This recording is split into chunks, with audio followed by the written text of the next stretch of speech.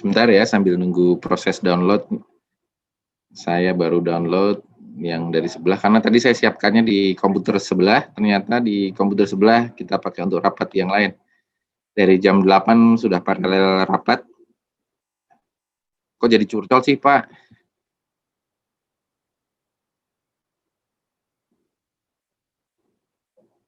Ya, tunggu sebentar ya. Oke, siapa yang belum makan siang? Kiran belum makan siang, Kiran? Udah, Pak. Oh, udah. Oke. Ini kalau emang ini buka aja audionya ya. Jadi kita bisa ngobrol bareng. Ini masih 32, masih kurang 6 orang lagi ya?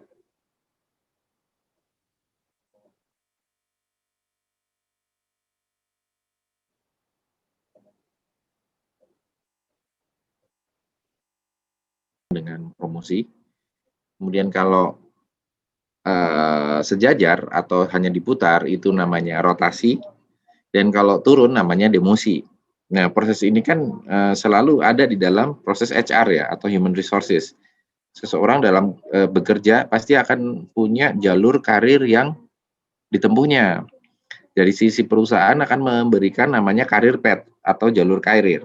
Nah, yang pegawai mempunyai namanya karir plan atau perencanaan karir. Jadi keduanya nanti akan di-match antara ketersediaan slot jabatan dengan rencana yang kalian tentukan. Nah, tentunya yang paling ideal kan antara rencana dengan jabatan yang tersedia cocok gitu ya. Jabatannya yang kosong, kalian ingin naik di jabatan itu. Tapi kan permasalahannya seperti hukum ekonomi itu adalah scarcity, ya kan? Jabatannya terbatas, jumlah orangnya, pegawainya banyak. Maka bagi orang-orang yang ingin cepat memasuki jabatan, dia harus punya spesifikasi atau kualifikasi yang di atas rata-rata. Itu yang kita bicarakan kemarin ya. Gimana kita tahu kemampuan seseorang itu di atas rata-rata atau kemampuan seseorang itu tinggi gitu, kinerjanya bagus. Ya nanti diukurnya di manajemen kinerja, atau kemarin sudah kita bahas tentang bagaimana menilai kinerja seorang pegawai. Nah, kita akan masuk ya. Kelihatan atau perlu saya perbesar? Oke, pertama kita akan bahas tentang ada pengertian, tujuan, prinsip dasar mutasi, ruang lingkup, asas mutasi, promosi dan demosi, serta job struktur dan jabatan fungsional. Oke, kita masuk di pengertiannya. Tadi sudah saya sampaikan kan, mutasi adalah suatu perubahan posisi jabatan. Ada naik ke atas, namanya promosi, ke samping, itu namanya rotasi, diturunkan namanya demosi. Nah, ini masuk dalam fungsi pengembangan karyawan, karena tujuannya untuk meningkatkan efisiensi dan efektivitas dalam organisasi. Ya. Tujuannya apa ini?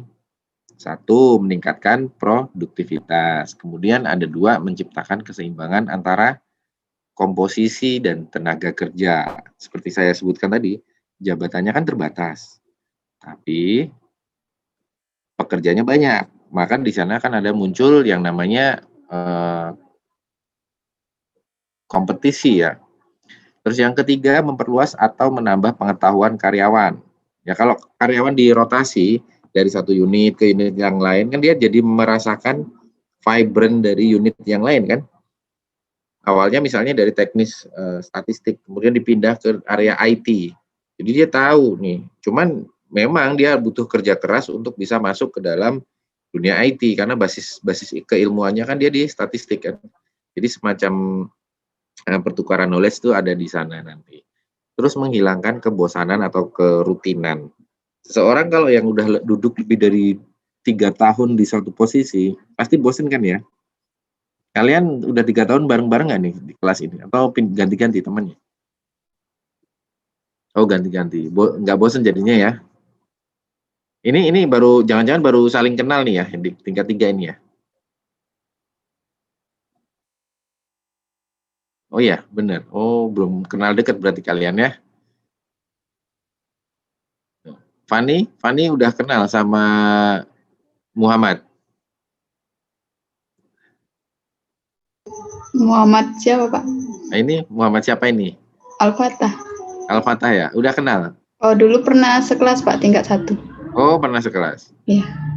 Kalau sama ini, Yulia udah kenal semua berarti? Itu sekelas tingkat 2. Sekelas semua berarti udah kenal semua, ini udah bosan ini ya.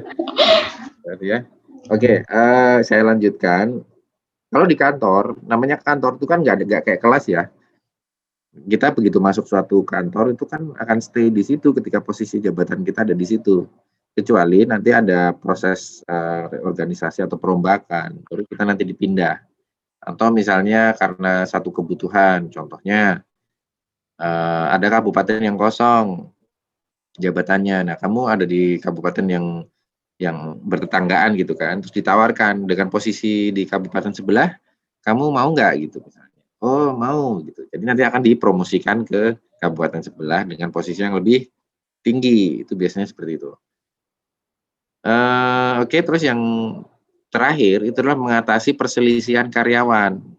Ya kalau ada orang yang lagi berselisih kan bagian HR pasti akan memindahkan salah satu ya, atau bisa jadi salah duanya dipindah semua. Yang satu dipindah ke kiri, yang satu pindah ke kanan gitu. Bukan yang satu pindah ke tengah, yang satunya ditambahin ke tengah. Wah, jadi kayak berantem, jadi kayak ring tinju. Ya, jadi fungsi dari mutasi itu salah satunya juga itu. Kemudian berikutnya ada juga perangsang untuk berkarir lebih tinggi. Karena ketika rotasi itu ada muncul kan kita jadi bisa membandingkan ya. Naluri dari kita hidup itu pasti bandingin deh, walaupun bagi orang yang dibandingin itu nggak enak ya. Ya nggak? Jadi kan sering komplain gitu, jangan dibanding-bandingin saya dengan teman gitu, jangan dibanding-bandingin dengan orang. Setiap orang punya keunikan, betul. Tapi dalam faktanya itu kan ketika kita akan diukur kinerjanya pasti akan dibandingkan kan? Karena misalnya si A dan si B, kalau si A misalnya lebih rajin dari si B, berarti dia akan mendapatkan kompensasi lebih besar daripada si B, gitu kan ya? Hukum ekonomi ya. Sama ketika dalam competitiveness itu kemampuan dalam berkarir seseorang, cara komunikasinya bagus, menguasai konten, dibanding dengan orang yang kurang dari dia, pasti yang akan tersorot orang yang lebih dulu kan. Nah, makanya harus ada pembeda dari satu ke yang orang di sebelahnya gitu ya. Kalau sama-sama statistik Pak kami Pak, ya harus ada bedanya juga kan. Statistik kan banyak ya. Oh dia jago modeling Pak, regresi gitu. Yang satunya lagi apa? Oh dia teliti Pak, jago ini apa namanya menghitungnya gitu. Nah nanti karirnya bisa jadi beda tuh. Yang satu diarahkan menjadi perencana ya di area modeling, yang satu di area eksekusi gitu kan. Jadi karena dia bisa ngitung area analisis gitu. Ya seperti itulah fungsi dari mutasi. Terus kemudian ada lagi hukuman atas pelanggaran karyawan. Nah kan kalau karyawan itu melakukan pelanggaran, salah satu bentuk hukumannya juga dimutasi itu, dipindahkan gitu kan. Kemudian ada pengakuan atau imbalan atas prestasi. Kemudian ada juga mendorong spirit kerja melalui persaingan terbuka. Ini hampir sama dengan yang merah di awal. Karena prinsipnya itu adalah competitiveness. Kemudian ada tindakan pengamanan. Contohnya apa? Nah, seseorang kalau sudah kena fraud itu misalnya korupsi gitu kan ya, itu kan kita akan coba amankan dengan cara dipindahkan dahulu dia ke unit yang load kerjanya tidak terlalu besar, gitu. Terus ada penyesuaian pekerjaan terhadap fisik karyawan. Contohnya, misalnya karyawan tersebut sakit gitu ya, kena misalnya penyakit ginjal gitu. Biasanya rata-rata pegawai negeri, ini makanya hati-hati sama kalian nih ya, saya bilang ya. Nanti kalau udah kerjaan sampai lembur, malam, kan biasanya senangnya ngopi ya. Nah, yang laki-laki temennya kopi apa? Rokok. Sempat ya. Nah, temennya kopi rokok. Nah, biasanya kalau udah ngopi, ngerokok, lupa makan, ya kan? Nah, itu biasanya yang kena nanti lambung. Nah, pegawai negeri itu banyak banget yang di usia 40, 45, 50 itu udah mulai lambungnya tidak berfungsi dengan normal. Kadang sampai ada yang 10% sisa fungsinya. Jadi harus cuci darah. Darahnya dikeluarin, kucek dulu gitu ya pakai deterjen gitu. Ya enggak juga, dicuci darah gitu. Ya makanya ini dari awal kita harus lifestyle tuh harus dibenerin. Ya, mumpung kalian belajar di manajemen harus kalian manage gitu kan. Harus berbuat adil sama tubuhnya masing-masing. Ya kalau pas Sabtu Minggu sekali-kali perawatan bolehlah gitu kan. Perawatannya ngapain? Luluran gitu kan bisa kan. Lulur kan nggak harus mahal toh. Beli jeruk nipis gitu kan dibalur-balurin tuh kan salah satu bentuk lulur. Vitamin C toh itu. Nah, itu harus berbuat adil sama badan. Terus berikutnya ada ini nih, prinsip dan dasar dari mutasi. Prinsipnya apa sih dia? Menempatkan karyawan pada tempat yang sesuai atau right man on the right place on the right time. Jadi waktunya harus tepat juga, ya. Terus dasar mutasi apa? Ya sistem merit. Ada sistem merit itu apa? Nanti penjelasannya di bawah ada. Sistem merit itu sistem karir, artinya seseorang hanya bisa menduduki jabatan tertinggi ketika dia sudah melalui jalur karir yang ditetapkan di organisasi itu. Contoh, ketika kalian masuk jadi CPNS kan ya, ya mungkin nggak kalian punya anak buah nanti pada saat jadi di CPNS? Ya nggak mungkin, kan CPNS yang paling bawah, ya kan? Masih calon pegawai negeri, masa langsung punya anak buah gitu. Nah, jadi nggak mungkin. Terus nanti naik sekian tahun dengan golongan tertentu, syaratnya memenuhi, kalian bisa naik jadi kepala seksi. Tapi kepala seksi mau dihapus ya, jadi jabatan fungsional tertentu. Jabatan fungsional tertentu itu adalah setara dengan kepala seksi, tapi dia fungsional. Tunjangannya lebih besar. Jadi tunjangannya nanti sekitar 1 juta dari jabatannya toh itu. Belum tunjangan kinerja, belum gaji, belum ini, wah aja banyak lah. Jadi kaya kalian cepet ya. Amin, gitu dong, malah cuma senyum-senyum. Nah terus dari situ baru kita bicara soal kenaikan jenjangnya sampai dengan top level. Nah itu kalau sistem merit seperti itu. Untuk kenaikan setiap jenjangnya itu dia akan mengacu pada sistem tes gitu ya. Jadi ada 3 kriteria kalau di merit system. Ada kualifikasi, ada kompetensi, ada kinerja. Apa maksudnya? Ya kualifikasi itu ya syarat dasar ya, kebutuhan. Jadi contoh apa? Pendidikan, S1, S2 begitu ya. Kemudian sertifikat, dia punya apa saja? Punya sertifikat bahasa Inggris, TOEFL, IELTS gitu-gitu. Kemudian sertifikat keahlian, misalnya ISO 9001 itu tentang quality assurance, ISO misalnya 30.000 itu tentang security. Nah, itu salah satu kualifikasi.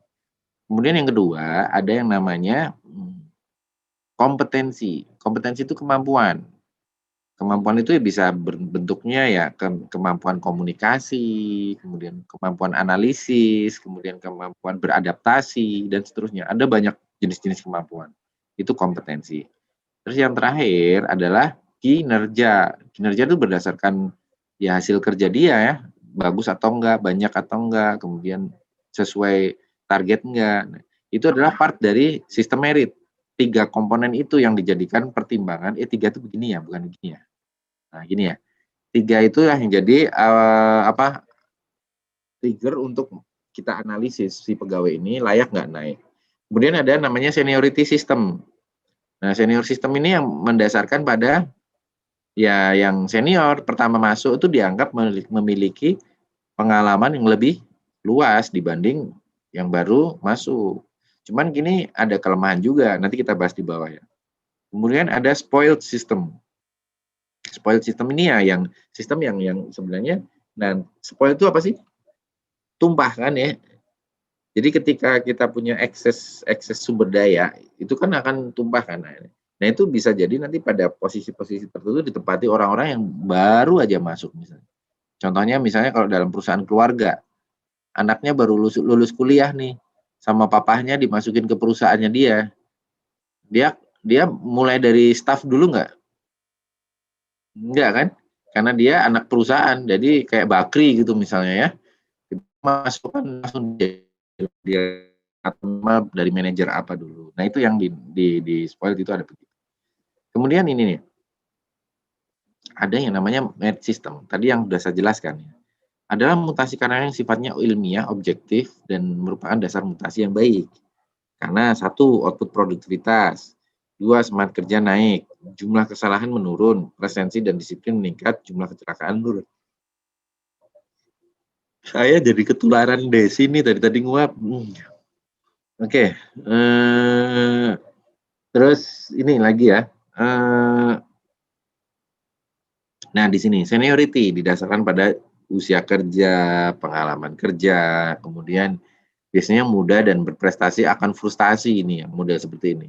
Ini PNS zaman dulu pakai seniority, ada antriannya. Cuman kalau sekarang kan enggak, yang muda yang berprestasi, yang muda yang punya gaya, cie. Terus ada spoiled system, didasarkan atas kemanjaan atau kekeluargaan yang orang luar. Ya biasanya yang sifatnya keras, frustasi, maka ini tidak ilmiah. Makanya tadi saya sebutkan, ini biasanya terjadi di perusahaan keluarga. Contoh di Bakri, Family, kemudian ini macam-macam lah, banyak kan. Terus mutasi horizontal, saya bilang tadi ya, horizontal itu rotasi saja, jabatan dan strukturnya sama. Dia ada di level yang sama. Ini adalah tour of area, perpindahan tempat kerja. Tour of duty, perubahan jabatan setingkat. Kemudian ada mutasi vertikal. Vertikal ada dua ya. Kalau naik menjadi promosi, kalau turun di demosi. Nah, terus ada juga mutasi diagonal. Mutasi diagonalnya apa nih? Yang tadinya awalnya jabatan struktural. Oh ya, di PNS itu jabatan ada dua ya. Jabatan struktural dan jabatan fungsional. Jadi ketika masuk ke struktural, itu area yang dikelola adalah area manajemen. Contohnya kepala kantor, kemudian kepala seksi, dia kan nge-manage di seksinya, kepala bagian, kepala subdit. Nah, itu dia akan mendeliver pekerjaan-pekerjaan yang sifatnya lebih ke arah manajerial. Tapi kalau yang fungsional, itu pekerjaannya adalah terkait dengan function di mana bisnis proses itu berjalan. Contoh, kalau kalian nanti memproduksi statistik atau berkecimpung di bidang statistik, maka fungsionalnya akan lebih dengan fungsional statistisi. Statistisi nanti fungsionalnya ada jenjangnya juga, mulai dari pertama, muda, madya, terus pratama, terus kemudian utama. Itu ya, itu yang diagonal. Terus dasar-dasar adanya mutasi itu ini. Pertama, ruang lingkupnya ya, ada mutasi horizontal. Ini udah ya tadi ya.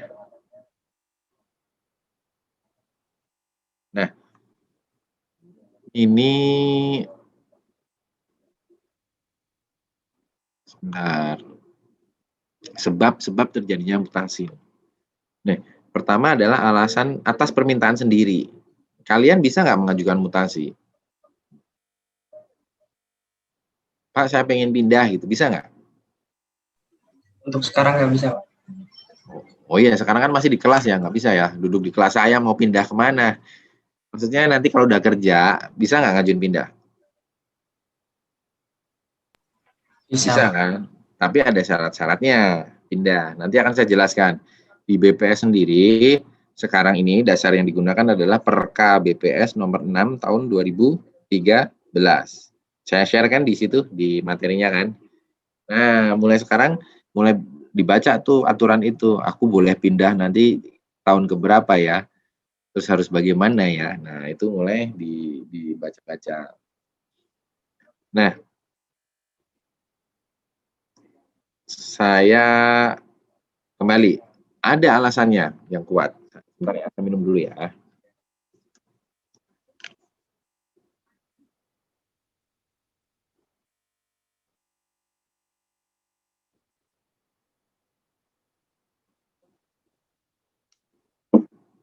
Nah, ada alasan keluarga, alasan kesehatan. Keluarga itu contohnya apa misalnya?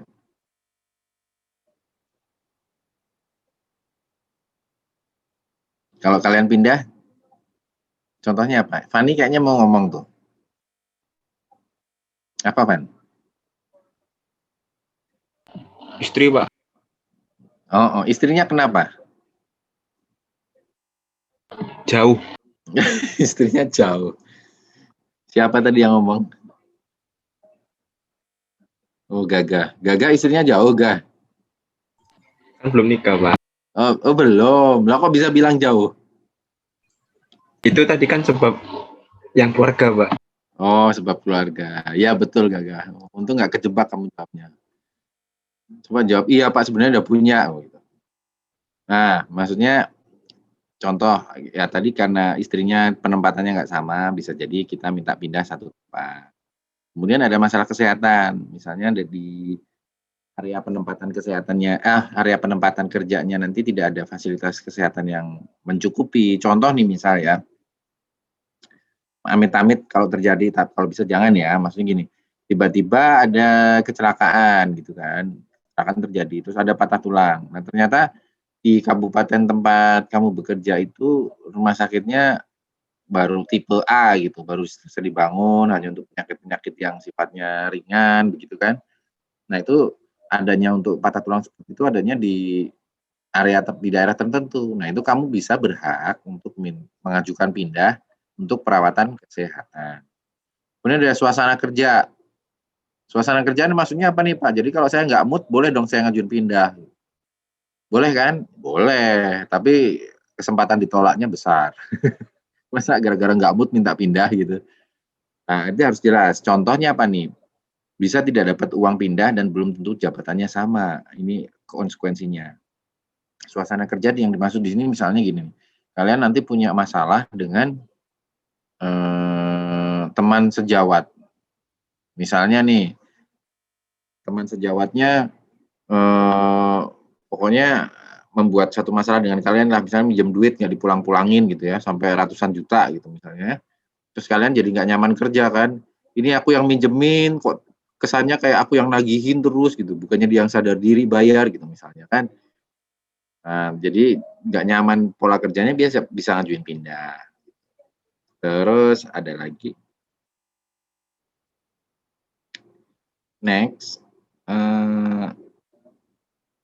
alih tugas produktif. Ini karena kehendak pimpinan nih. Misalnya, wah si siapa nih namanya Azam nih ya. Si Azam nih kerjanya bagus nih. Dia bisa bikin laporan cepat, dia bisa bikin grafis, infografis, dia jago moto juga. Dia kalau dikasih tugas juga hasilnya optimal. Wah, atasan lihat itu bagus, ya udah kita pindahkan ke provinsi aja dia supaya bantu ke ini. Nah, nanti dengan kompetensi dan kemampuan yang kita miliki itu terdengar sampai telinga orang lain dan itu bagus, maka kita akan dipindah ke area yang lebih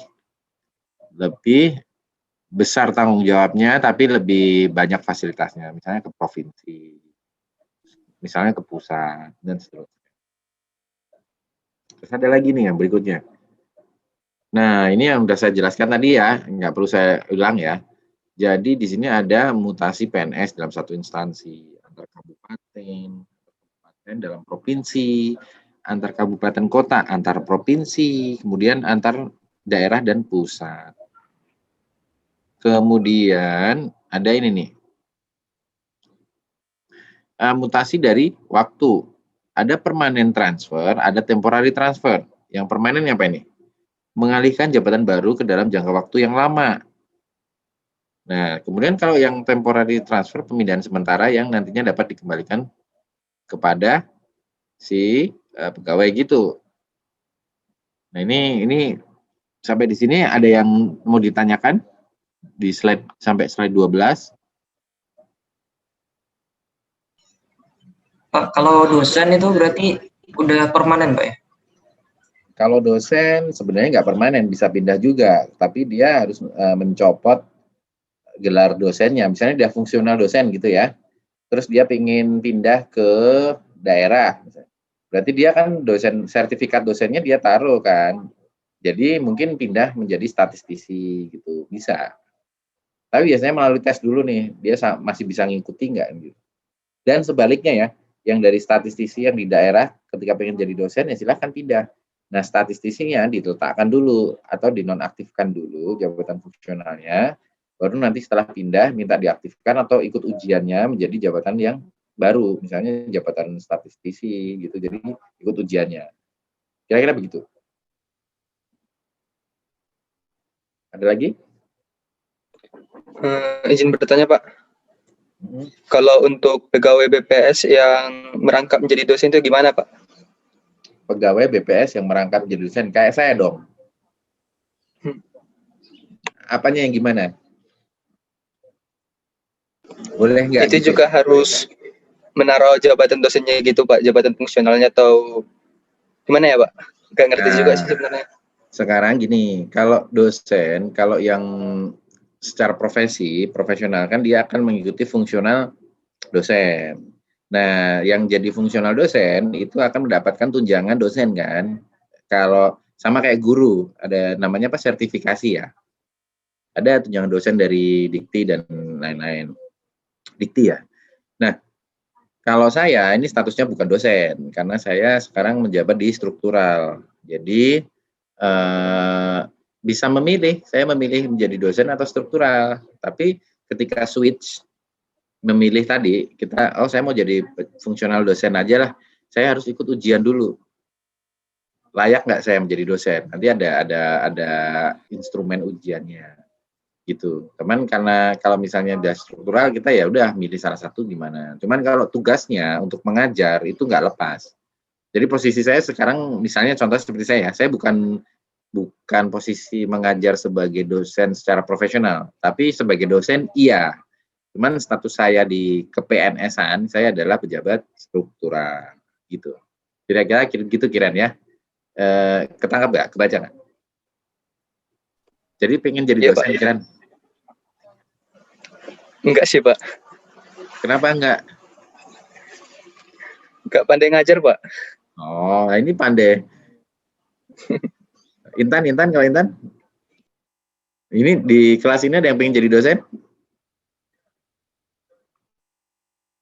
Gagah, mana Gagah?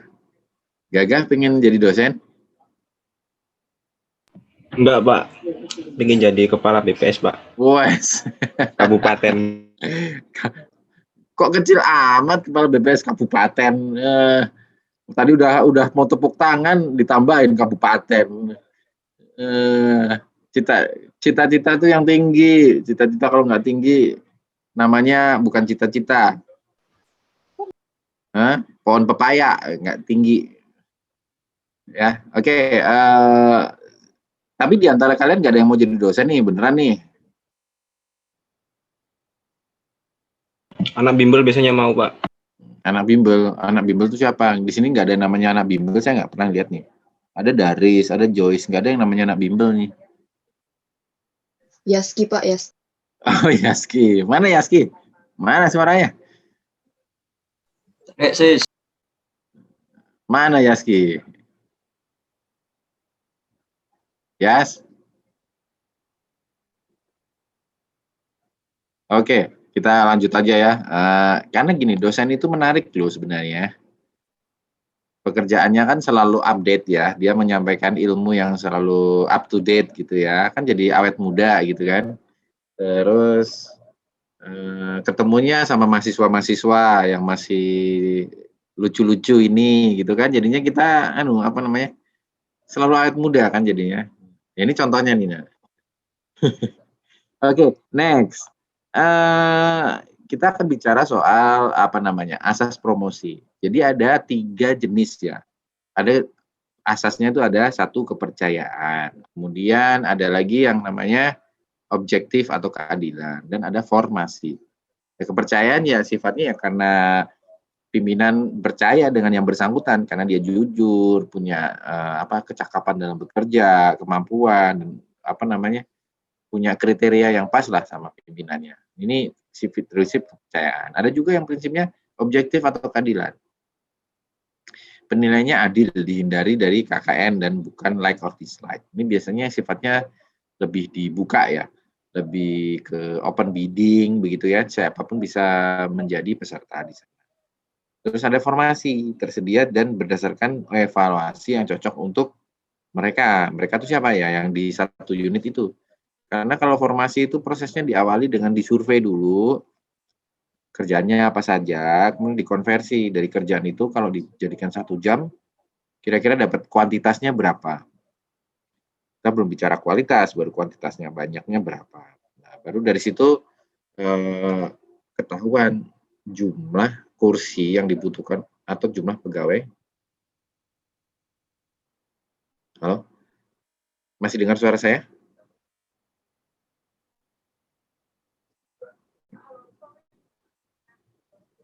Oke. Sorry, saya terdistraksi dengan meeting di sebelah. Sorry, my internet is not unstable. Oke, jadi formasinya itu kalau tersedia ya oke, kalau enggak ya mungkin belum bisa kita naik jabatan. Nah, ini biasanya di pabrik nih. Pabrik atau manufaktur itu kan pegawainya banyak banget ya, ratusan ribu kan. Nah, nanti persaingannya ketat sekali tuh untuk jadi seorang supervisor.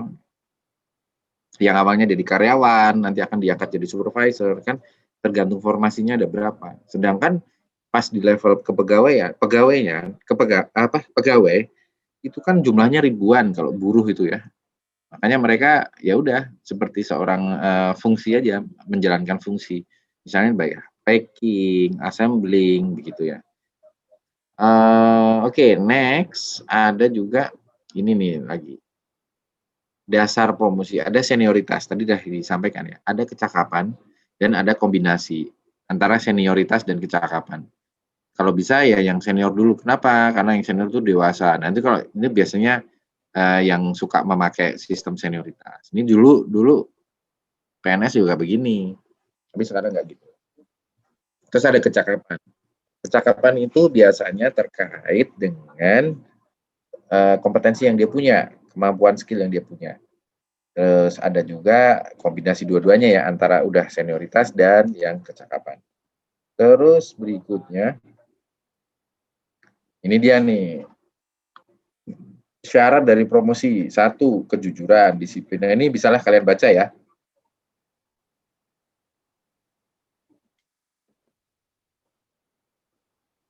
Ada kerjasama, komunikasi, pendidikan, prakarsa. Gitu. Ini yang paling penting sih ya prestasi ya.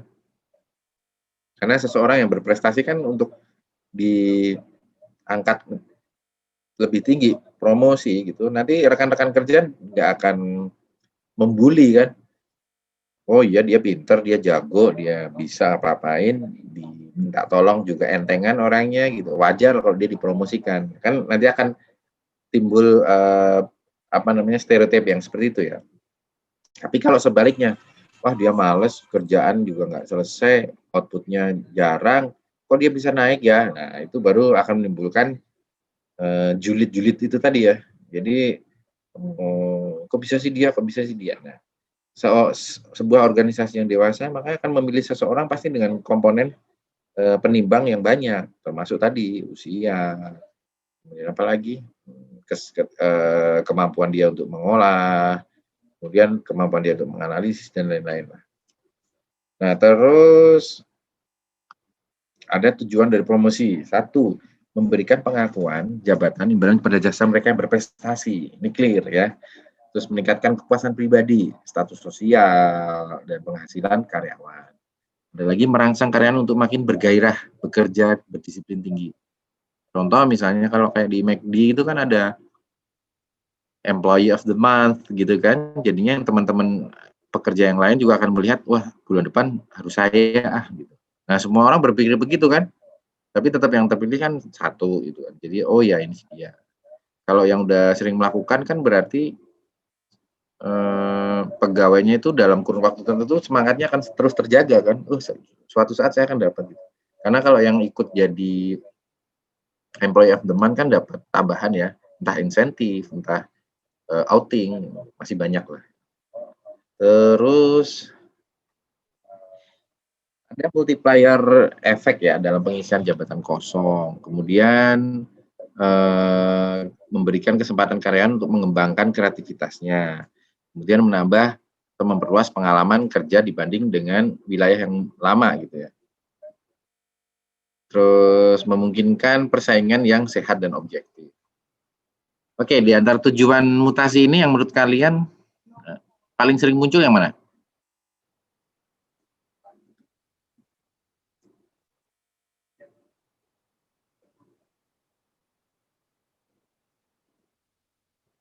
Nggak ada yang susah? Oke, next. 18. Promosi bisa dilakukan dari dalam maupun dari luar. Contoh misalnya promosi dari dalam ya, kalau di dalam itu ada yang cakep, kemudian ada formasi yang kosong, kita akan ngambil dari dalam. Kalau dari luar tuh misalnya adalah ada sebuah perusahaan multi company gitu ya, yang butuh supervisor. Kemudian dia melihat-lihat kompetitornya, wah ada yang pinter nih, baru selesai di sekolah ini, saya mau hijack dibajak lah, ditawarkan dengan kompensasi yang lebih tinggi, fasilitas yang lebih banyak, mau nggak pindah ke sini, gajinya bisa naik 2 kali 3 kali lipat, mau gitu. Perabotnya saya lihat belum ada meja kursi Pak gitu, kita ini meja kursi. Nah itu dari luar, sebentar saya kok jadi scared ya, sebentar ya, saya dengerin sebelah. Orang dari luar pas kita ngelihat begitu kosong, ambil aja comot, dikasih pekerjaan yang lebih, dia akan pindah kan, dikasih fasilitas mobil, dia bisa pindah. Nah, itu sering terjadi di perusahaan swasta nih. Jadi promosinya diambil dari luar. Walaupun dari dalam punya resources, tapi kadang-kadang kalau perusahaan itu udah sifatnya nggak stabil, kurang dinamis gitu kan. Biasanya skill yang di dalam juga tidak banyak berubah. Kira-kira begitu.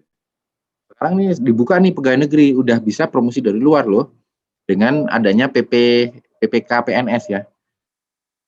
Kan ASN ada 2 jenis kan, di Undang-Undang Nomor berapa yo?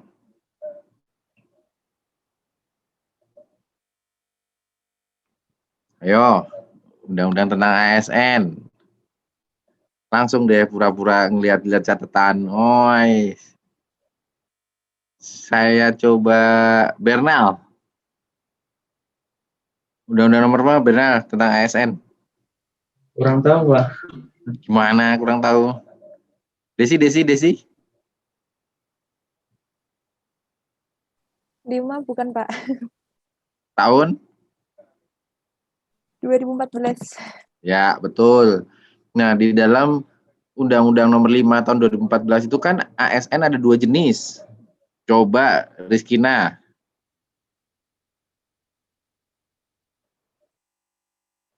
Satu. Rizky. Enggak tahu, Pak. Nah. Satu. ASN kan terdiri dari 2. Satu apa? Siapa yang bilang jawab tadi? Ya betul. PNS sama PPPK atau P3K. PPPK itu yang tadi pejabat pemerintah dengan perjanjian kontrak. Tapi fasilitasnya dengan PNS sama nggak sama. Yang membedakan mungkin dia tidak punya pensiun.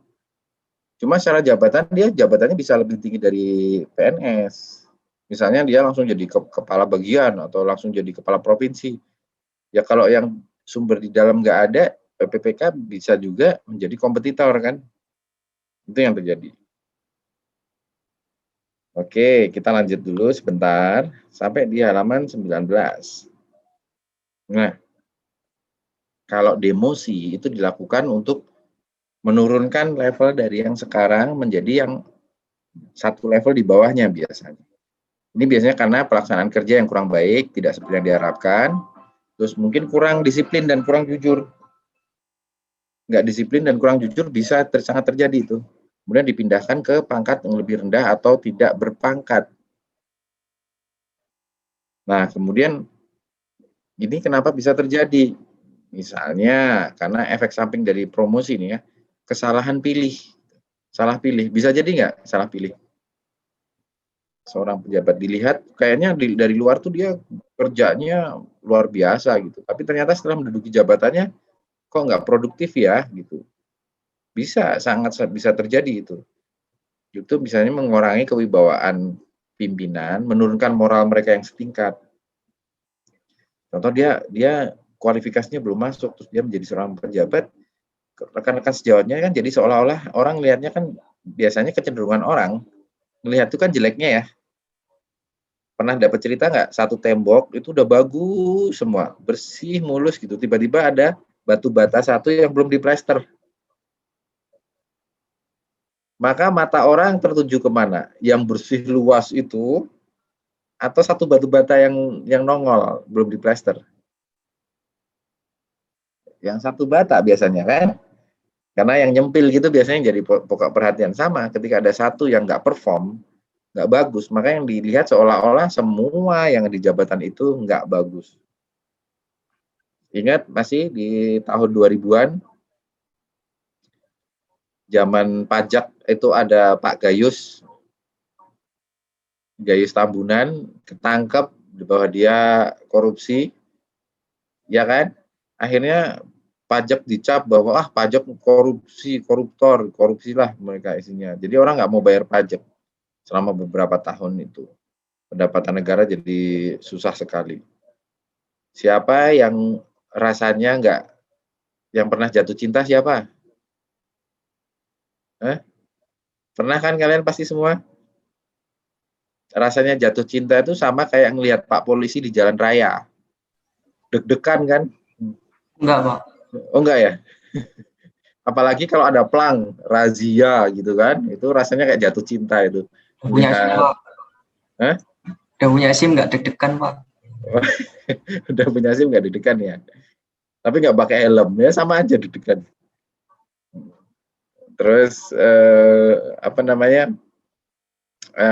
sama halnya ketika ada satu orang polisi mau nerima suap, masyarakat apa yang akhirnya stereotipnya ke masyarakat kan, polisi sama aja, nanti sogok aja 50 kalau nggak bawa SIM, sogok aja 100.000. Nah itu sama aja kayak gini, ketika kita salah menempatkan orang yang nggak punya kredibilitas, dia ditaruh menjadi seorang polisi lalu lintas gitu ya, yang terjadi adalah seperti itu akan merusak semua nama di institusi itu.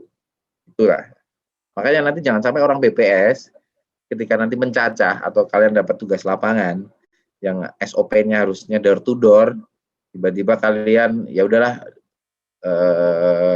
dilewati satu-satu lah, kalau nggak ketemu langsung pindah, langsung pergi gitu, nggak ada catatan gitu.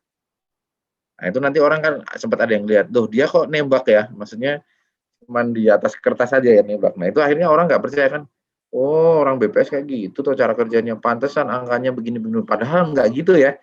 Yang moral hazard cuma 1-2 orang oknum gitu, tapi kan hasilnya akhirnya mempengaruhi ke semuanya, tingkat kepercayaan masyarakat ke hasil kita jadi nggak bagus. Itu penting banget itu, integrity. Yang kedua, dapat menimbulkan iri hati, meskipun sebaiknya yang bersangkutan introspeksi. Ya. Terus hindari promosi yang dipaksakan. Contohnya, dulu kan ada ya misalnya anaknya siapa gitu, anaknya pejabat siapa gitu, dia promosi cepat lebih duluan. Itu jangan sampai. Kalau sekarang udah dihindari. Terus ini dia. Peraturan tentang pejabat, tentang struktural itu PP nomor 15 tahun 94, dicabut, diganti dengan PP 100, diubah lagi dengan PP 13 tahun 2022. Nah, ini yang benar yang apa, Pak? Yang terakhir, 13 tahun 2002 ya. Semuanya benar sih, cuman ini runutannya. Terus PP 16 tahun 94 tentang pengaturan jabatan fungsional diubah menjadi PP nomor 40 tahun 2010. Terus yang ketiga, Kepres nomor 8799 tentang rumpun jabatan fungsional. Sampai sini ada yang ditanyakan?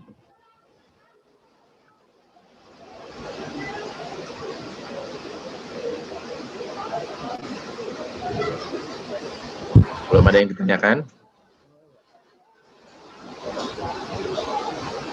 Atau ada yang mau berpendapat?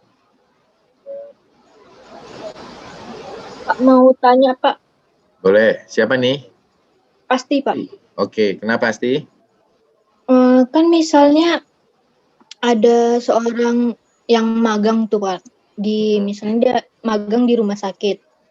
Nah, pas dia udah ditetapkan jadi pekerja tetap, dia dipindahkan ke area lain gitu Pak. Itu termasuk mutasi nggak Pak?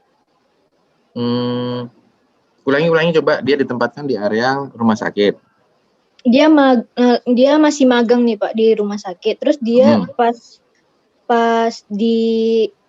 pas udah jadi pekerja tetap, dia langsung dipindahkan ke area lain. Itu termasuk mutasi nggak? Termasuk. Itu mutasi. Meskipun dia sebelumnya itu kan masih magang itu kawan Pak. Berarti dia belum jadi pekerja. Oh, sorry. Dia masih magang ya, belum jadi pekerja tetap ya? Ya, iya, bukan mutasi itu.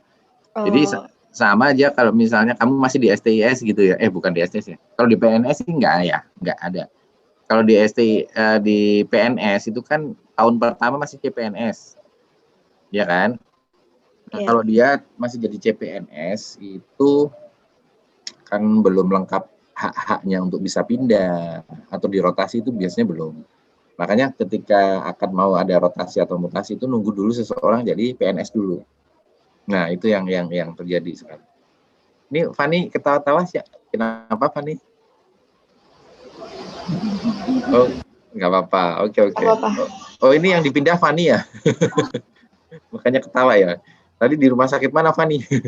Jadi kalau yang tadi masih magang, terus pas dilantik jadi pegawai tetap, terus dipindah, itu sebenarnya proses pemindahannya itu adalah bagian dari placement. Placement ada di awal kan? Masih ingat yang 6 langkah itu? Placement penempatan biasanya didasarkan dari kebutuhan organisasi, butuhnya ada di mana. Nah, setelah first placement penempatan pertama, nanti ada proses perputaran lagi, itu baru dinamakan mutasi. Oke? Oke Pak, makasih. Gitu ya Asti. Asti mana nih, kok nggak ada gambarnya nih? Jaringannya lagi itu Pak, nggak stabil Pak. Oh, jaringannya nggak stabil. Ya, Oke. Pak. Nggak apa-apa. Nah, ini dia nih. Ini kalau di PNS seperti ini nih, lihat ya. Ada eselon 1, pejabat tinggi utama, tinggi media, eselon 2, pejabat tinggi pratama, eselon 3 itu administrator, eselon 4 pengawas.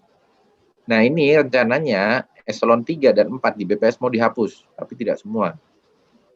Terus orang-orangnya gimana Pak, dipecati? Ya, orang-orang yang sekarang saat ini menjabat di eselon 4, eselon 3, nanti akan dialihfungsikan menjadi fungsional. Oke. Nah, ini. Syaratnya aja udah kelihatan ya. Jabatan struktural atau manajerial berstatus PNS. Semua unsur penilaian kurang-kurangnya baik dalam 2 tahun terakhir. Terus rendahnya pangkat 1 tingkat di bawah jenjang pangkat yang ditentukan. Contoh begini nih. Kalau untuk menjabat seorang kasih, itu pangkat minimal adalah 3C. Tapi 3B dalam kondisi tertentu bisa dilantik sebagai kepala seksi. Kenapa? Karena dia misalnya di Kabupaten Merauke sana ya, stafnya kosong. Jadi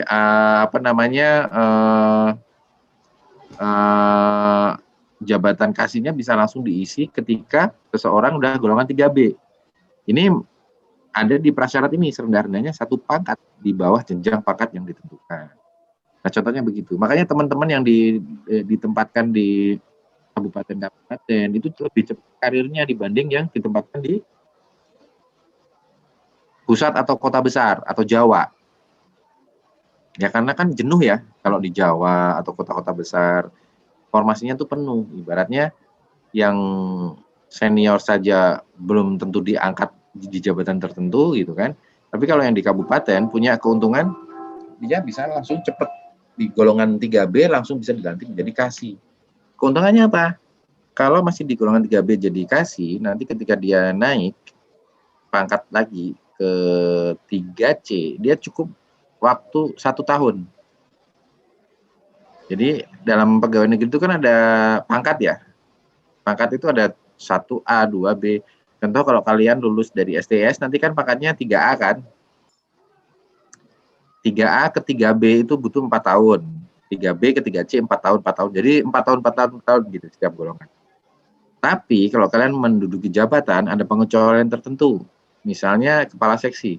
Dia dilantik di golongan 3B, padahal syaratnya di syarat ketiga ini serendah-rendahnya pangkatnya satu tingkat di bawah jenjangnya. Nah, dalam waktu 1 tahun menduduki jabatan itu, dia bisa mengajukan kenaikan pangkat menjadi 3C. Jadi dalam 1 tahun saja dia bisa di 3C. Hemat 3 tahun kan. Sementara temannya yang nggak jadi pejabat, dia ya harus menjalani itu selama 4 tahun. Makanya begitu di daerah itu suka menghemat waktu, selisihnya banyak loh, di 3 tahun. Terus itu terjadi di golongan 3B dan golongan 4A. 4A kalau dia kabak gitu ya. Itu ya kira-kira ya. Terus memiliki potensi jabatan yang diperlukan, kompetensi jabatan yang diperlukan, memiliki kualifikasi yang tingkat pendidikan yang ditentukan, sehat jasmani rohani. Itu jelas lah. Kalau menjadi pejabat harus sehat jasmani rohani. Nah ini syarat jabatan struktural. Pejabat pembina wajib memperhatikan senioritas, usia, diklat jabatan, dan pengalamannya. Apabila belum ikut diklat, wajib dan harus lulus. Tidak boleh menduduki jabatan rangkap, nggak boleh 2 ya. Kayak tadi yang dibilang, saya pengen jadi dosen, tapi saya pengen jadi struktural juga nih, kepala bagian. Misalnya. Nggak bisa, harus pilih salah satu. Oke. Sampai sini ada pertanyaan lagi? Izin bertanya, Pak. Boleh. Gimana Iza, Fikri? Bukan ya? Yaski, Pak. Oh Yaski, gimana Yaski? Kan tadi kan kasusnya setiap 4 tahun naik dari 3A, 3B, 3B, 3C gitu kan, Pak. Kalau misalkan kasusnya turun dari 3B ke 3A gitu ada nggak, Pak? Pokoknya turun jabatan gitu karena situasi tertentu. Ada. Itu kalau melanggar hukuman disiplin. Nanti ada di PP 53. Hukuman disiplin itu adanya di kemarin harusnya di performance sih. Saya belum lupa menyampaikan ya. Itu ada peraturan pemerintah nomor 53 tahun 2010 ya kalau salah, atau 2008. Nah, itu tentang pokok-pokok pedoman kedisiplinan pegawai. Kalau kita melanggar sesuatu, contohnya misalnya melakukan tindakan korupsi gitu kan, dan dianggap pelanggaran berat ya, nanti ada turunkan pangkatnya 1 tingkat lebih rendah. Contohnya sekarang 3B, diturunkan menjadi 3A. Mungkin kan? Mungkin. Oke, jadi sangat dimungkinkan ya. Oke, Pak. Terima kasih, Pak. Oke, terus ini rangkaian-rangkaian di dalam diklat ya. Ada PP nomor 101 tahun 2000 nih tentang diklat prajabatan dan diklat dalam jabatan. Diklat jabatan ada prajabatan golongan 1, isinya adalah golongan 2 dan golongan 3. CPNS wajib masuk diklat prajabatan dan lulus untuk diangkat menjadi PNS. Ya, sekarang ada prasyarat lagi 1 tahun dalam waktu 1 tahun. Kalau lewat dari 1 tahun diapain? Kena hukuman disiplin. Padahal bukan salah kita ya, kantornya yang nggak suruh diklat ya, gimana dong? Makanya nanti saling mengingatkan, kapan Pak ya kita akan dikirim diklat gitu. Supaya cepat dalam waktu 1 tahun sebelum diangkat jadi PNS itu harus megang sertifikat diklat prajabatan atau sekarang lebih disebut latsar ya.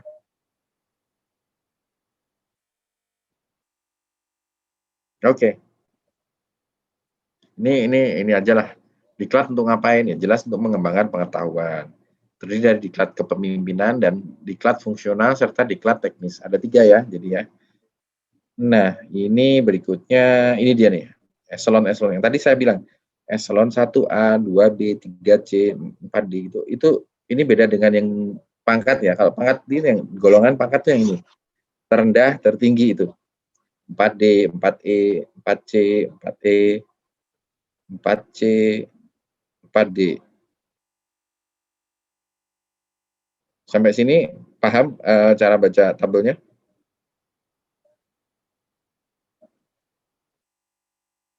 Belum, Pak. Itu gini, untuk eselon 1, jabatan deputi, Di BPS apa saja nih? Ada kepala BPS, ada sestama, ada deputi-deputi, ada irtama. Jadi di BPS sendiri ada berapa itu jabatannya? Deputi ini kan ada banyak ya, deputi sosial, deputi distribusi gitu. Jadi totalnya banyak. JPT Madya tidak ada dan seterusnya. Ini cuman peta persebaran pegawai di BPS.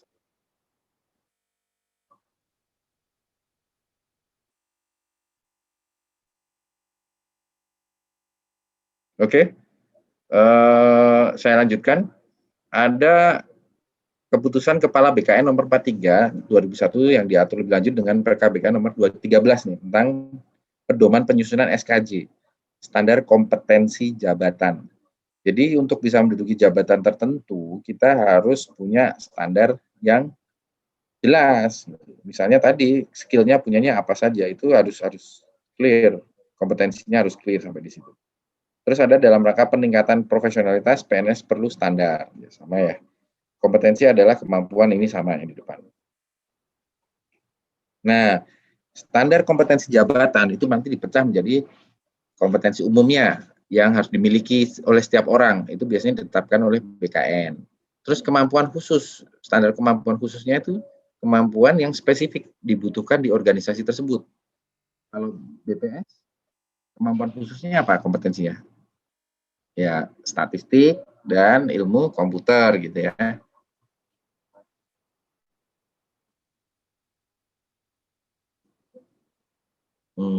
Oke.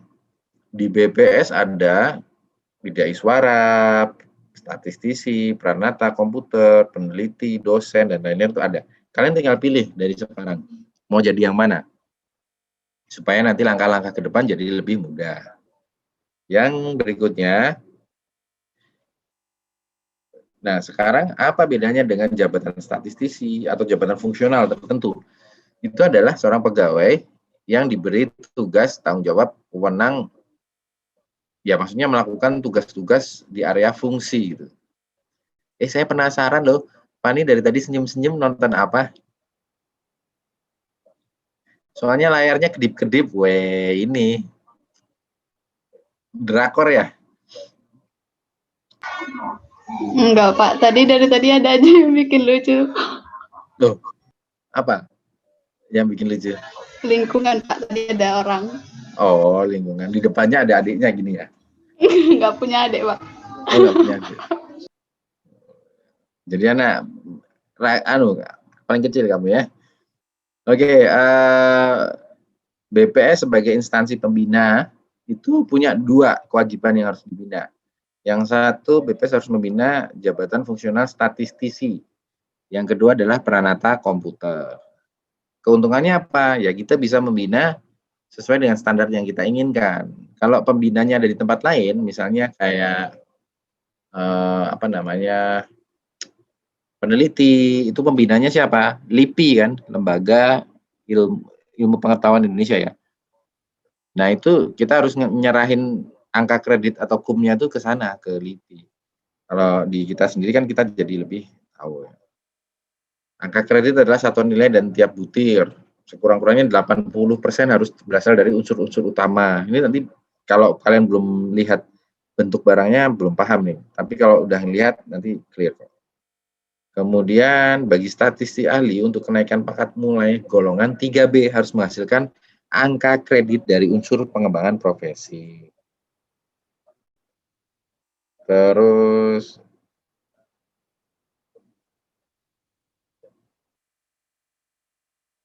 oke, sampai sini ada pertanyaan nggak?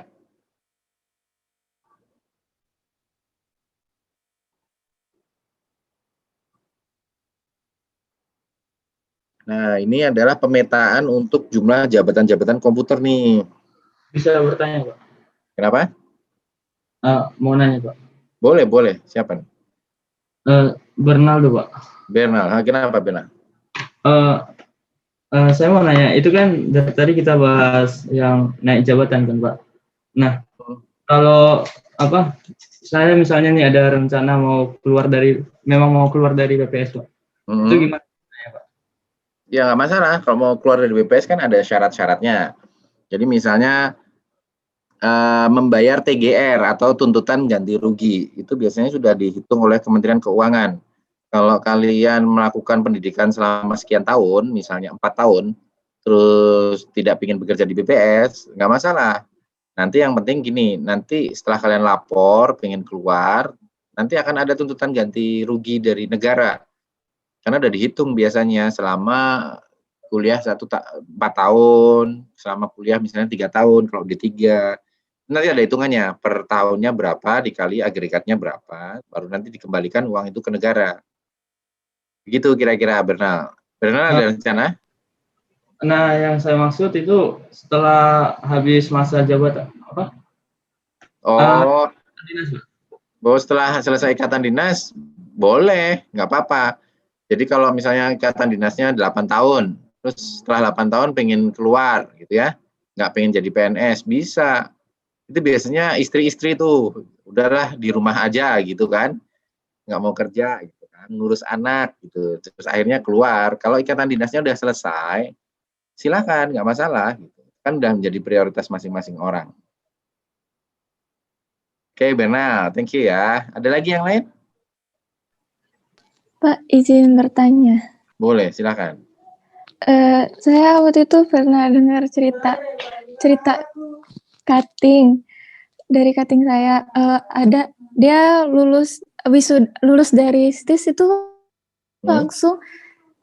Jadi dia udah punya pasangan gitu loh, Pak. Jadi dia lulus dari STIS langsung penempatan bersama gitu, Pak. Emang itu bisa ya, Pak? Bisa. Ini kamu ada punya rencana, Bian? Hanya doang sih, Pak, kepo. Iya, Pak, ada, Pak. Kepo sekaligus cita-cita ya. Nggak apa-apa. Udah mau lulus, Pak. Jadi gini, apa namanya? BPS itu salah satu bentuk organisasi yang sangat humanis. Jadi kalau ada memang niat mau penempatan bareng karena memang mau menikah setelah nanti CPNS-nya selesai, kan selama CPNS nggak boleh nikah ya? Kalau nggak salah. Iya Pak, sampai nunggu SK.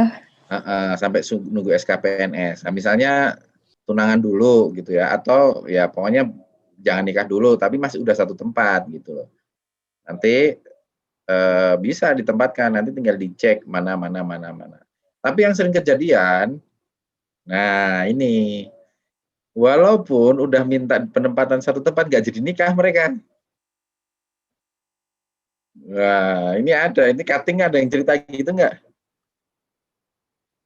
Belum ada sih Pak, selalu jadi. Selalu jadi ya. Ya ada loh.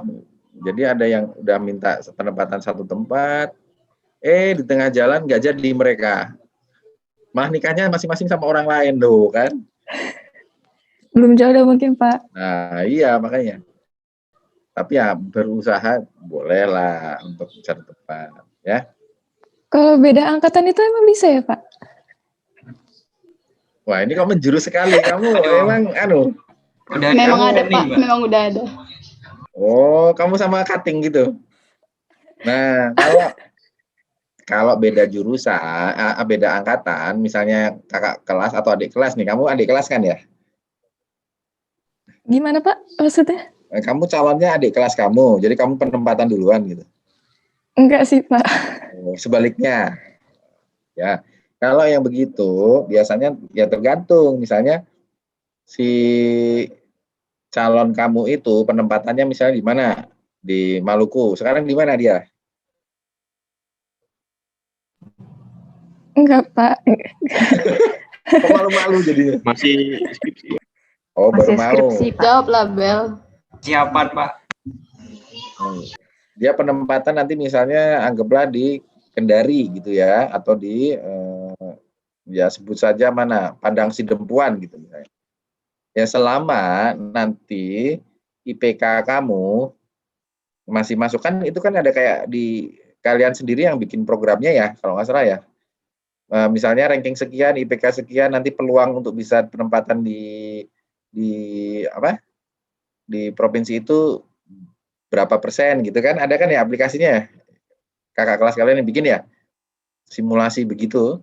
Nah, nanti silakan dibikin. Nah, untuk memperkuat kalian bikin surat lah bahwa dalam waktu 1,5 tahun ke depan setelah ada SK kami akan segera menikah. Nah, itu akan lebih memperkuat kan. Nanti minta ditempatkan di situ. Ya nggak apa-apa. Usahakan boleh ya, masalah disetujui atau enggak oleh BPS kan urusan kedua kan. Ya, tapi biasanya kalau nilainya masuk, terus ada alasan penguatnya, biasanya BPS mengabulkan. Ya masa orang mau nikah mau dipisahkan jarak, emang Datuk Maringgih kitanya. Oke, ada lagi nggak? Kasih Pak. Ini Pak mau ini tanya. menarik loh, soal mutasi-mutasi ini menarik nih. Pak Gimana izin kesempatan? bertanya. Mana nih, siapa nih? Desi, Pak. Desi, oke Desi. Kalau semisal mau lanjut S2 gitu, Pak, kan nambah 2 tahun gitu. Terus masa ikatan dinasnya nambah berapa tahun, Pak? Ya nambah, jadi begini. Kali berapa atau gimana? Ketika kamu melaksanakan S2-nya pada saat kamu masih ikatan dinas, misalnya ikatan dinas 8 tahun kan, tapi boleh sekolah lagi setelah berapa tahun? 3 tahun atau 4 tahun sekarang? Anggaplah 3 tahun ya. Setelah kamu kerja 3 tahun, kamu udah daftar sekolah, keterimalah ke sekolah luar negeri. Nah, orang BPS kan banyak yang sekolahnya ke luar negeri kan.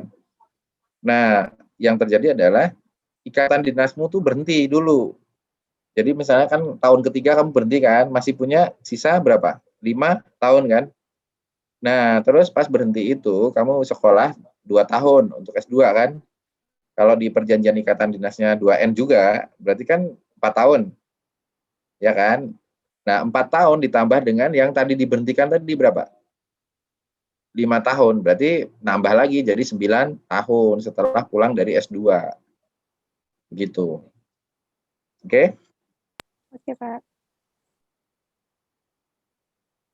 Ada lagi? Ini kesempatan berharga nih, masa depan ini. Kalau nggak nanya ya sudah. Aman berarti ya? Pak mau tanya. Fadil, kenapa Izin bertanya, Pak. Gue jadi nanya Kiran nih. Yang tadi yang masalah 3 tahun setelah bekerja itu kehitung yang magangnya enggak, Pak? Maksudnya? Magang nggak dihitung setelah keluar SK CPNS sudah dihitung. Oh iya, baik. Emang nggak tahu nih mulai tahun ini ada magang atau enggak nih? Karena kan pandemik begini kan. Padahal seru loh magang. Oke, ada lagi.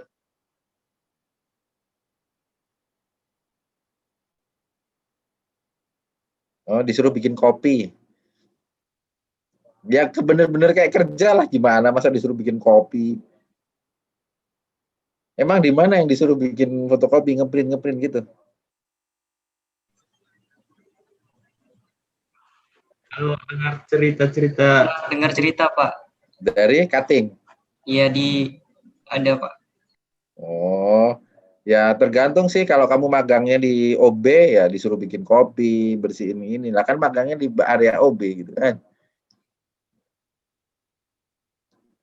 Tapi kalau magangnya di humas ya paling disuruh nanti moto-moto, ngeliput, seterusnya tergantung kamu magangnya di mana.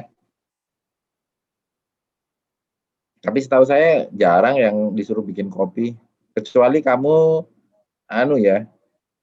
yang suka bikin kopi itu apa namanya? Bartender, bukan, apa namanya? Barista. Barista. Oh iya, barista. Kecuali kamu barista gitu, punya bakat toh. Pertama mungkin bikin kopi. Kok kamu enak bikin kopi? Besok bikin kopi ya, gitu. Nggak apa-apa, itu salah satu bentuk skill. Siapa tahu dengan bikin kopi kamu ditarik ke pusat. Oh dia jago bikin kopinya enak gitu. Tarik ke pusat. Cuman suruh bikin kopi. Oke, ada lagi pertanyaan nggak? Saya mau tanya, Pak. Siapa nih? Saya, Pak. Saya tuh siapa namanya? Gagah, Pak. Gagah, oke Gagah. Kenapa Gah? Tadi kan yang apa itu Pak, penempatan yang nikah tadi Pak, itu apa yang perempuan ikut yang laki-laki apa yang laki-laki ikut perempuan Pak? Oh, itu biasanya tergantung kebutuhannya. Misalnya gini, yang laki-laki penempatannya ada di Sumatera Selatan gitu ya. Ternyata yang perempuannya penempatannya ada di Kalimantan gitu. Setelah dihitung ABK-nya, ABK itu bukan anak buah kapal ya, analisis beban kerja, ternyata yang di Sumatera itu sudah padat penuh, di Kalimantan masih membutuhkan pegawai, maka akan disarankan siapa yang ikut? Si laki-laki ngikut ke Kalimantan, begitu. Dan sebaliknya, misalnya nanti di tempat laki-lakinya itu ABK-nya angkanya kecil, masih butuh orang, sedangkan di Kalimantan itu udah cukup orangnya lebih, maka si perempuan yang ikut ke laki-laki. Jadi nggak mengikat perempuan harus ikut laki-laki atau laki-laki harus ikut perempuan. Maka dilihat formasi yang tersedia, misalnya banyak kosong gimana. Terutama misalnya Jawa nih ya, ada yang penempatannya nanti misalnya Jawa, terus pasangannya ditempatkan di luar Jawa gitu. Itu udah pasti yang di Jawa yang ikut pasangannya. Rugi dong, Pak. Kenapa rugi? Enggak di Jawa, enggak Pak. Lah. Masa nemenin pasangan rugi? Laki-laki macam apa kau ini ya? Gagah, Pak, gagah. Apalah arti Jawa kalau nggak bareng Yayang kan? Kan dunia nasi rasanya hambar. Nasi emang hambar ya kalau nggak ada sayur ya. Manis, Pak. Manis. Kamu tambah gula kali. Saya yang manis. Oh, makannya sambil nonton kamu gitu ya. Ini pinter gombal. Hati-hati ya kalau perempuan ya. Oke, ada pertanyaan lagi nggak? Saya, Pak. Ini siapa nih? Vincent, Pak. Vincent, kenapa Vincent? Destanya kemana? Pertanyaan Agung sih, Pak. Oh, itu nanti bisa satu kantor atau beda kabupaten gitu, Pak? Biasanya untuk penempatan, untuk bersama itu minimal dalam satu provinsi. Ya, walaupun nanti mungkin kabupatennya bisa beda. Karena gini, ketika udah sampai di provinsi, itu kan kebijakan udah di kebijakan provinsi kan? Nah, tapi biasanya juga atas kemanusiaan biasanya ditempatkan di kabupaten yang berseberangan gitu. Misalnya kabupaten apa kalau yang deket-deketan? Misalnya Aceh lah ya. Aceh Tamiang dengan Aceh Tamiang sebelahnya mana ya? Deli Serdang. Tahu juga, Pak. Kurang tahu juga saya. Oh, nggak tahu ya. Ya udah misalnya ginilah. Kalau di Jakarta misalnya yang satu ditaruh di Jakarta, yang satunya lagi taruh di Depok gitu loh. Maksudnya masih seberang-seberangan atau di Jakarta dan Bekasi. Nanti nyari kontrakannya di Oh, enggak lah. Terus nyari kontrakannya atau kos-kosannya di tengah-tengah itu di Kalimalang gitu, yang tengah-tengah antara Bekasi dan Jakarta kan. Gitu. Tapi ada juga yang tidak menutup kemungkinan ditempatkan di satu kabupaten. Contoh misalnya di Papua. Di Papua atau di Maluku atau di Maluku Utara gitu biasanya kalau emang mau pasangan dan berencana menikah biasanya tempatin aja satu kabupaten udah. Karena jarak akses antar kabupaten kan kadang lewat laut, kadang harus lewat udara gitu. Deket sih, tapi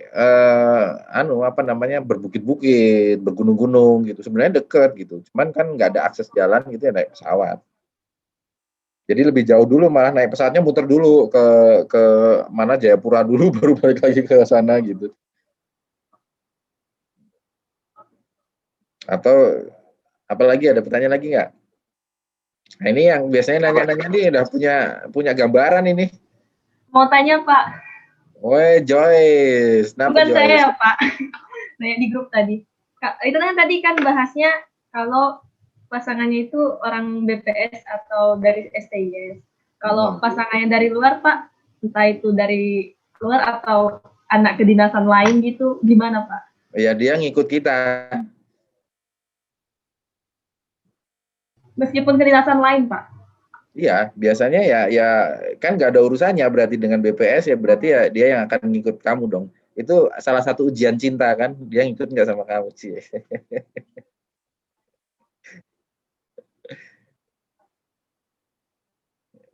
Oke, gimana?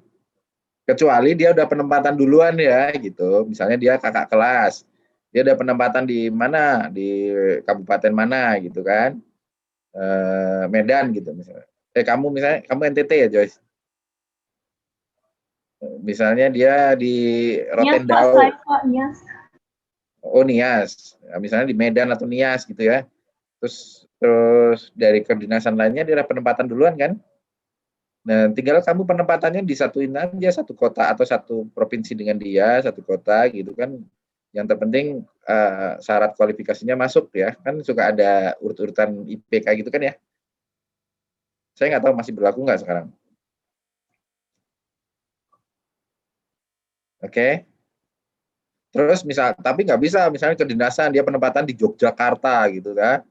Terus kamu minta, wah saya ingin penempatan Yogyakarta, nggak apa-apa sih asal 10 besar gitu kan.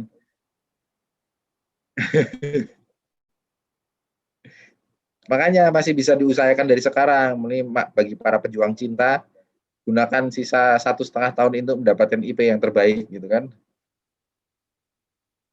Oke, ada lagi? Izin bertanya Pak? Boleh. Ini terkait mengajukan S2. Nah itu biasanya umumnya udah berapa tahun Pak setelah dinyatakan sebagai PNS? Berapa tahun setelah dinyatakan itu baru bisa ngajuin S2 Pak biasanya Pak? Itu mah nggak ada umumnya, itu tergantung masing-masing orang, tapi ada syarat minimal berdasarkan Perka nomor 13 kalau nggak salah ya, Perka BPS nomor 13 tahun 2013 itu, untuk bisa mengajukan tugas belajar atau izin belajar. Bedanya apa? Tugas belajar itu biasanya dibiayai, disponsori penuh, maka dia berhak untuk tidak mengikuti tidak mengikuti jam kerja. Jadi kan benar-benar lepas dari kerjaan kan, dia sekolah aja itu. Kalau izin belajar itu dengan biaya sendiri, tapi tetap kewajiban kerjanya tetap harus dia jalankan. Nah, ini contohnya apa? Misalnya di tempatnya dia bekerja ada universitas kan, kemudian dia ada inisiatif pengen sekolah lagi nih tanpa sponsor, pakai biaya sendiri. Tetap harus izin. Artinya apa? Dia tetap harus bekerja, nanti kuliahnya misalnya reguler, minta izin ke pimpinannya di sana, di kabupaten atau di provinsi itu, bahwa Pak di hari-hari tertentu saya boleh menghadiri kelas reguler nggak Pak? Karena kalau yang izin belajar kan kelas malam sama kelas Sabtu Minggu udah nggak diperbolehkan. Maksudnya walaupun kamu kuliah di kelas Sabtu Minggu, ijazahnya nggak akan diakui. Yang diakui adalah yang kelas reguler, yang kelasnya biasa gitu ya. Nah, makanya harus deketin pejabatnya atau kepala kantornya supaya dia mendapat izin. Misalnya, Pak, tiap hari Rebo dan Kamis saya minta izin 1,5 jam ke kampus. Kampusnya asal masih dalam satu kota. Ada syaratnya lagi. Kampusnya tidak boleh lebih dari 60 km. Karena apa? Karena ketika kamu keluar dari kantor minta izin waktu 2 jam, kan nggak mungkin ditempuh PP 60 km lebih di atas itu. Sekian jam, artinya kan kamu ngebolos dong, nggak masuk kerja. Nah itu kalau yang izin belajar. Kalau tugas belajar itu biasanya disponsori penuh, nah itu dibebas tugaskan. Nah biasanya syaratnya itu yang kemarin terakhir saya dengar kan setelah 4 tahun apa 3 tahun gitu ya. Dulu 4 tahun. Setelah bekerja selama 4 tahun, kamu boleh belajar lagi untuk S2.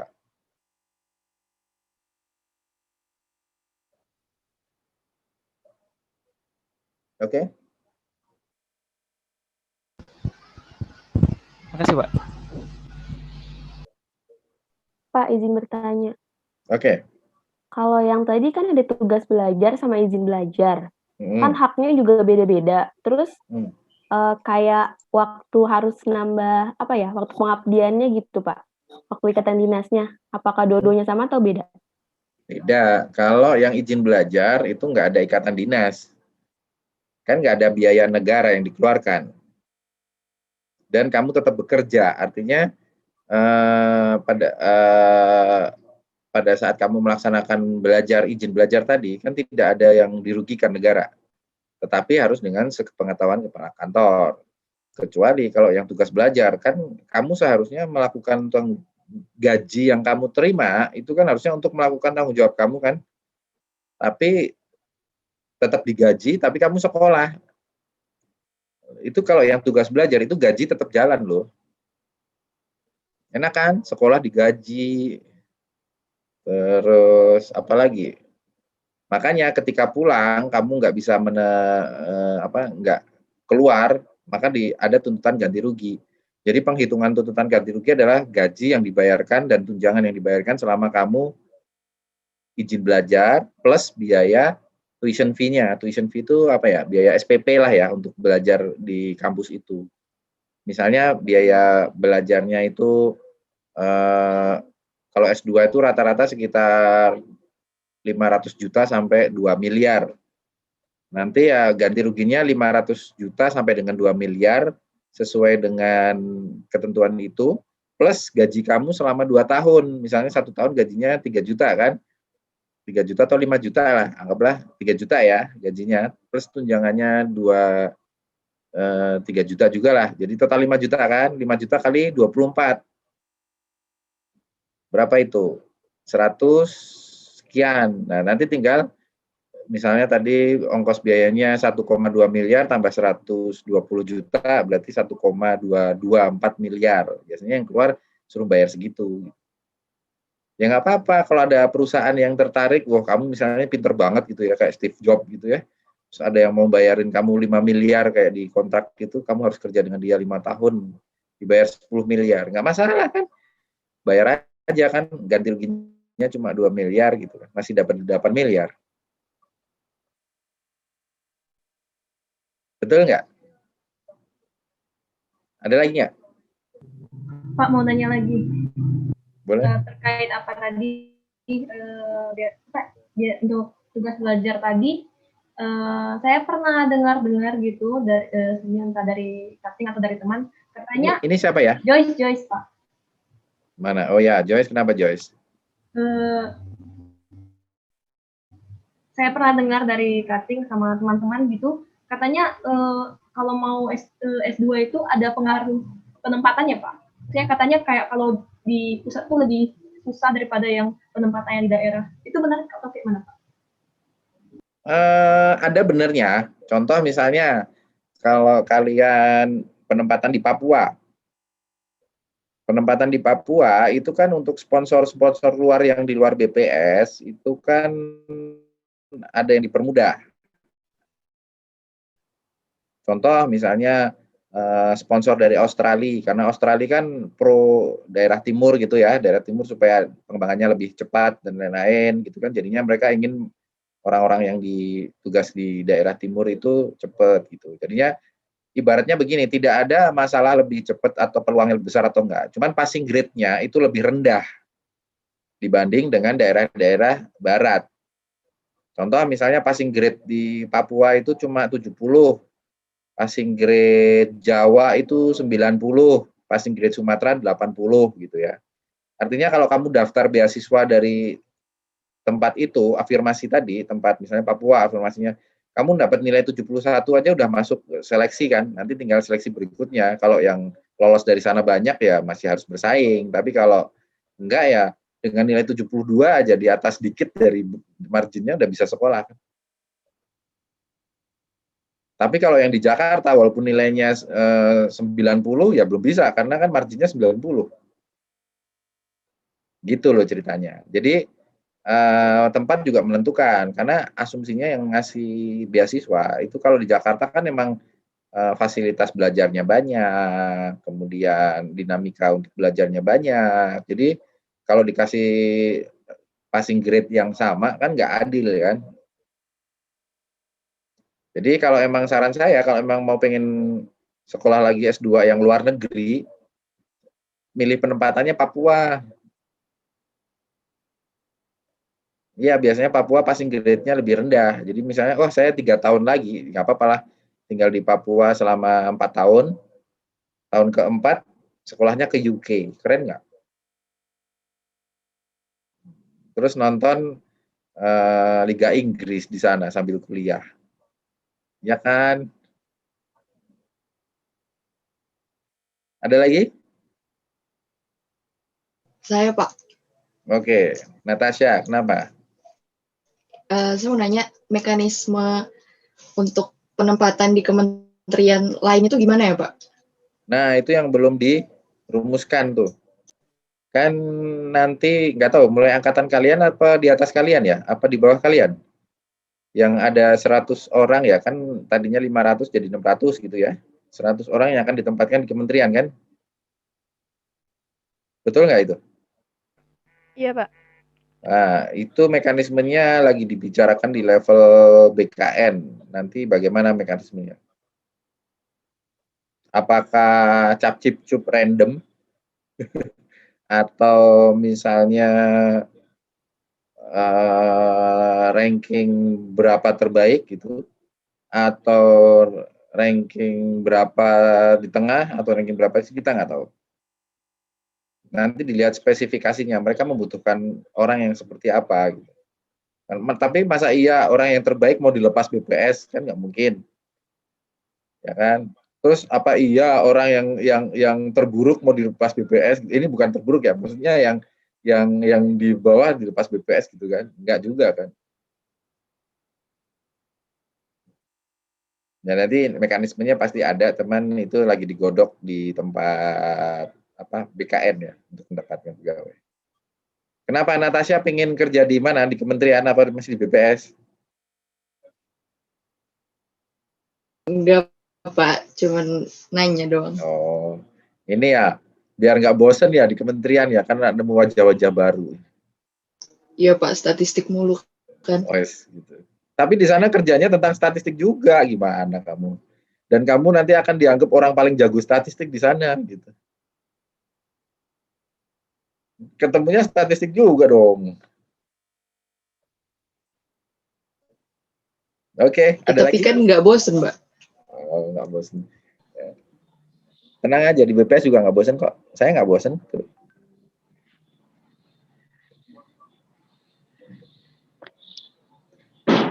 Ada lagi yang mau nanya? Ada Pak. Siapa nih? Aris. Kenapa Aris? Responsinya apa ya Pak? Apa? Responsinya apa Pak? Responsi itu apa? Buat absen. Oh hari ini, oh iya Masya Allah Gusti, saya sampai lupa. Harus disubmit jam 4 ya? Iya Pak. Aduh. Wah ya Pak ya. Keseruan ya Pak ya. Iya kan karena materi pindah. Terserah kalian maunya apa? Penempatan bareng Pak katanya. Mana ada responsi penempatan bareng? Responsinya ini aja deh, yang jangan mempersulit kalian. Cuma nih kan saya ini sebenarnya ini kan pertemuan terakhir, tapi menurut saya ada beberapa hal yang belum kita bahas sih, karena saya belum compare dengan kelas-kelas sebelah ya, maksudnya kelas lain yang diajar dosen lain. Karena nanti soalnya begini nih, soalnya itu nanti akan kita gabung. Saya akan membuat soal sebanyak 4, dosen-dosen lain juga 4, nanti di mix, nanti akan dipilih oleh BAK, soalnya sebanyak 10, soalnya 10 ya, close book, tutup buku, dan nanti katanya kalian diminta untuk membuat fakta integritas supaya tidak nyontek-nyontek gitu, tapi tutup buku. Nah, soalnya bentuknya ada yang beberapa analisis itu artinya ya asalkan kalian kuliah ini mengikuti malamnya baca gitu kan, itu yang terkait dengan analisis. Nanti saya dikasih kasus menyelesaikan. Kalau ini seperti apa, ini seperti apa. Terus ada yang sifatnya teoritis ya sesuai dengan apa yang diajarkan ya, maksudnya sesuai dengan textbook gitu. Makanya saya minta tolong ada beberapa buku referensi itu kan ya, itu dibaca lah. Ya kalau kalian malas baca, skimming lah. Tahu kan skimming, dibaca cepat gitu. Terus nanti dari slide-nya kalian compare, oh yang di sini buat jembatan keledai, oh ini. Sama aturan-aturan. undang-undangnya, kemudian PP-nya, kemudian nomor berapa, tentang apa isinya. Kalian bikin mind map-nya. Ya.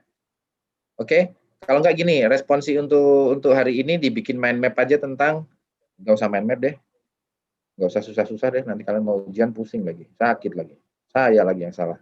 Rangkuman aja, Pak. Apa? Rangkuman aja. Absen aja. Ya, rangkuman aja ya. Udah kalian rangkum aja, terserah kalian, tapi maksimal nggak usah banyak-banyak lah, 1 lembar aja. Kalau bisa dalam bentuk mind map aja, ya. Nggak usah tulisan-tulisan banyak-banyak, mind map yang bisa kalian gunakan untuk belajar kalian sendiri, ya. Oke. Baik. Sampai di sini ada lagi, saking serunya jadi saya lupa di jam 3.15 ya. Oke, kita cukupkan sampai di sini. Nanti siapa? Nisa ya, yang jadi kontak person saya ya. Iya, Pak. Nisa ya, nanti gini, ini kita tektokan ya, kita WhatsAppan ya nanti ya. Cie. Tunggu ya, tunggu DM saya ya, tunggu ya. Nanti kalau misalnya ada ya apa yang dipelajari, kemudian bentuk soalnya seperti apa gitu. Yang lain nggak usah cemburu ya. Salahnya nggak mau jadi kontak person mata kuliah saya, ya nggak? Ya udah ya Nisa ya, nanti kalau ada apa-apa saya komunikasikan lewat Nisa, nanti tolong disampaikan. Kalau ada bahan-bahan yang lain nanti akan saya sampaikan di WhatsApp ya. Ya, siapa tahu saya berbaik hati, saya kasih kisi-kisi kan. Nggak ada yang bilang amin, nggak jadi kalau gitu. Amin. Amin, Pak. Amin. Amin. Amin. Amin ya Allah. Ya udah ya. Kalau gitu selamat berjuang. Nanti UTS-nya saya nggak tahu di jadwalnya kapan, tapi kalian tetap harus berjuang, pelajari, terus senggol-senggol teman di kelas-kelas sebelah yang diajar dosen beda, apa aja yang diajarkan. Catatannya pinjem, lihat juga sama nggak dengan yang punya kita. Ya soalnya gabungan. Tunjukkan kepada saya bahwa kalian oke. Oke. Saya tutup sampai di sini. Selamat menjalankan UTS. Jangan lupa tugas saya yang paper kan sebelum UTS atau UAS? UAS ya. Oke, udah disiapkan. Sampai di sini. Wassalamualaikum warahmatullahi wabarakatuh. Waalaikumsalam warahmatullahi Warahmatullahi wabarakatuh. wabarakatuh. Terima kasih, Pak.